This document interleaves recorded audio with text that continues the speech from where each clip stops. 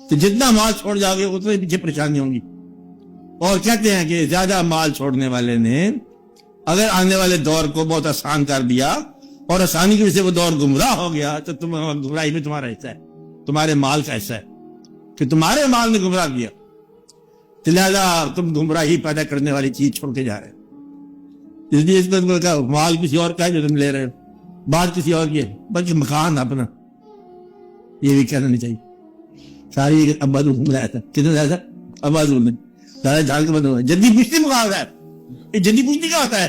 تو بس گیا رخصت ہو گیا. ایک بندہ مقام میں آ رہا تھا, پیر صاحب کے پاس گیا کہ سرکار دعا فرما مقام میں آ رہے. انہوں نے کہا ایسا بنانا کہ چھوڑتے وقت تکلیف نہ ہو. کیا بنانا دکھا رہا, مطلب اس کے اندر بھی ایسی بات ہے کہ وہ بھی کسی اور کے لیے بتا رہے ہیں. تم بلڈر ہو, بلڈر معمار ہو, آنے والی نسلوں کے لیے وہ آ کے رہیں گے.